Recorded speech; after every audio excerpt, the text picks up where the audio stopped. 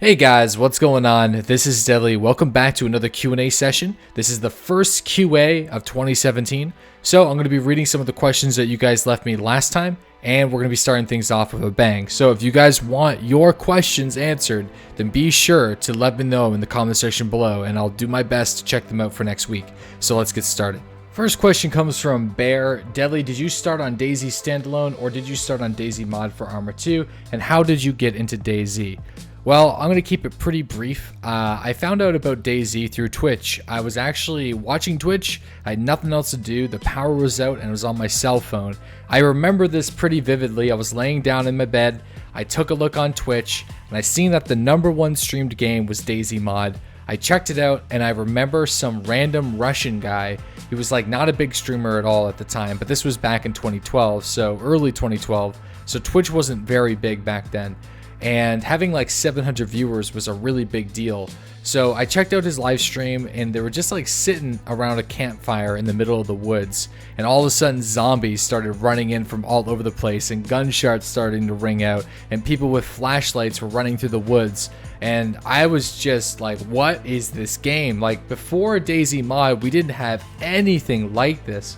And I immediately bought Arma 2 Combined Operations, downloaded the DayZ mod, and played it that night when the power came back on. It's just one of those moments that I knew immediately it was going to be a game that I really enjoyed.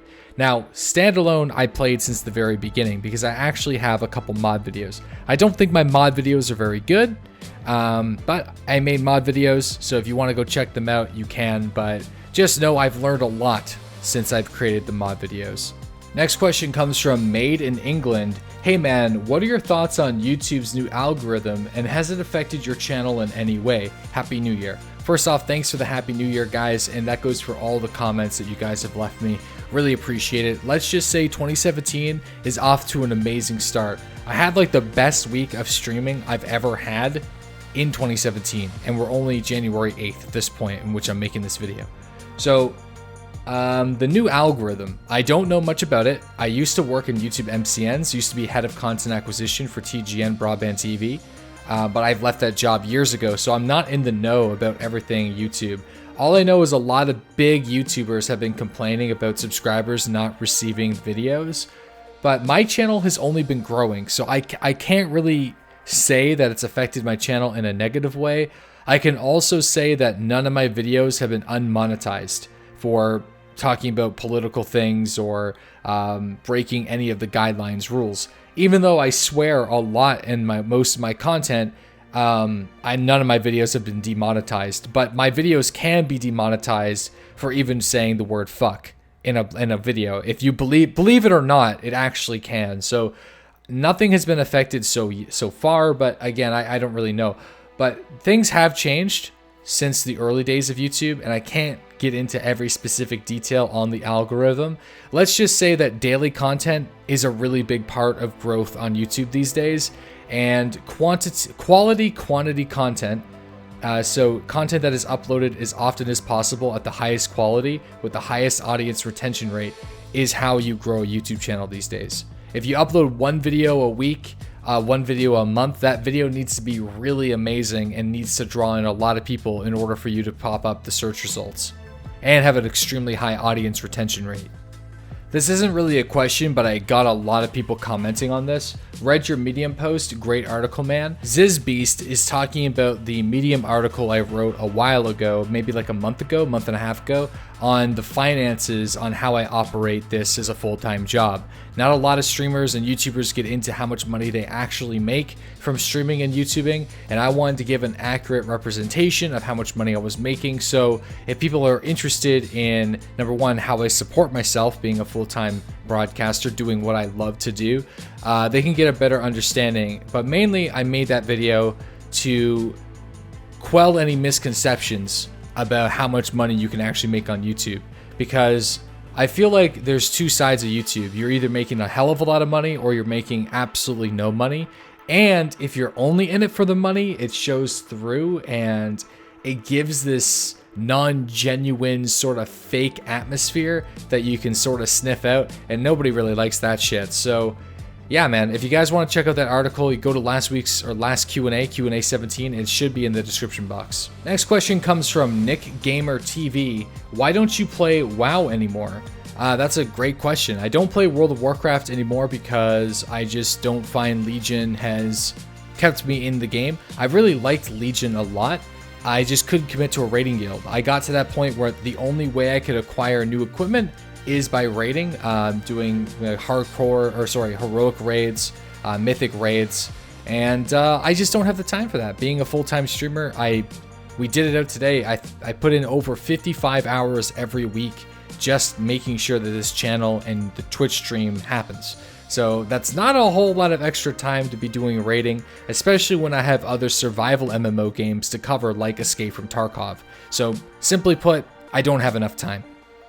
Next question comes from Dylan. Hey Deli, just a random question. If a worldwide disaster were to happen in real life, or a world became one like DayZ, how would you go about doing that?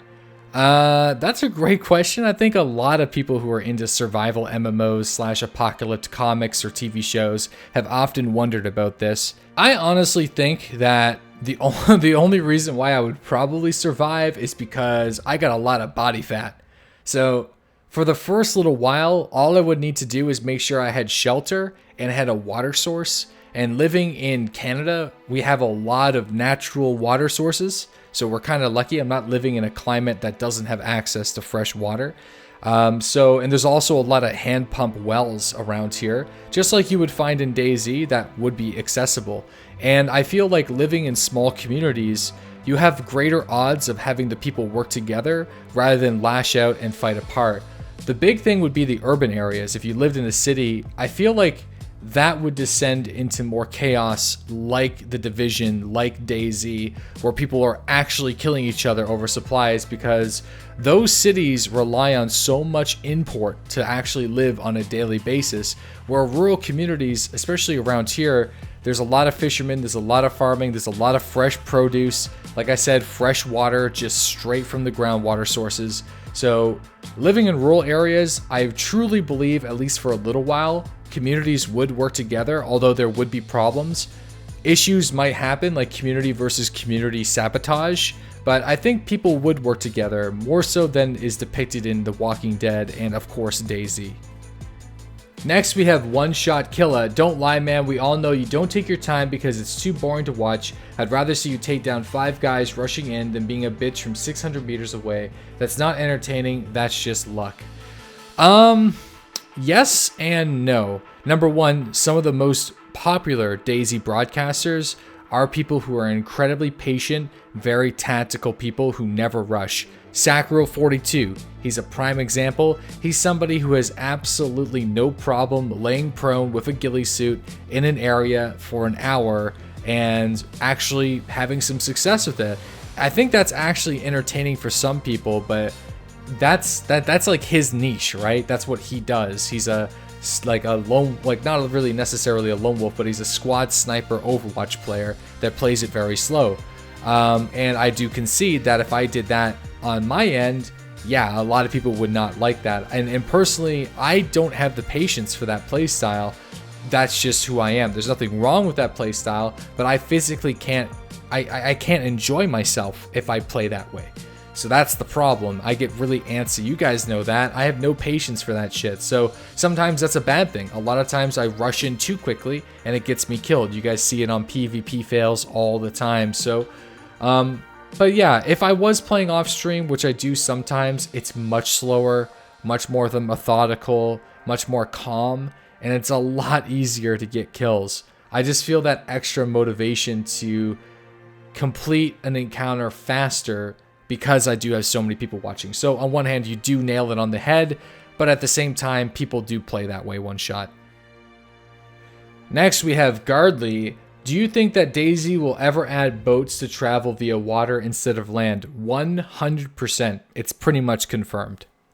Next question comes from JT. I'm really worried about the stamina system in DayZ and the plans on adding it in the future. I feel like it could very well kill the game. Your thoughts? I don't think it would kill the game, but I don't think a stamina system belongs in DayZ, especially currently. It would just make the game far too slow, DayZ's pacing is already extremely slow. Adding a very aggressive stamina system would just make the pacing even slower, and I just don't think it belongs. Really, I don't know. I think it's gonna not be as bad as you think. Squad, the game Squad, has a really bad stamina system. I hate to say it, I know some of the Squad developers, you guys do a great job, but you see it everywhere. The Squad stamina system, it's too quick, especially for a trained military unit. Sprinting for only seconds and then running out of breath is just not realistic for somebody athletic. I think what they're going to do is the more weight that your character is carrying, the slower that you run, or the more sway that you generate over time, rather than running out of run speed and then you have to walk. That just opens up a whole new can of worms that I believe could be exploited. So I think allowing people who don't wear backpacks and just chest rigs, that would incentivize them to just continue that playstyle, because it would actually be beneficial in PvP. If you want to be a pack rat with an Alice pack, then you should actually pay the price for that and run a lot slower.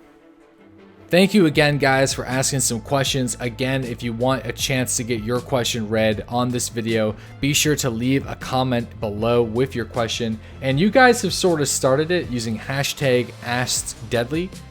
You can continue to do that. Then it will allow me to view the questions rather than people just engaging in the chat. So if you want to do a question, hashtag AskDeadly, put that in the channel. Also, guys, right now I'm doing a 24-hour stream. So if you click the link in the description box below, it will take you to my Twitch channel, and I will be live January 9th into early January 10th. Have a great day, guys, and I'll see you soon.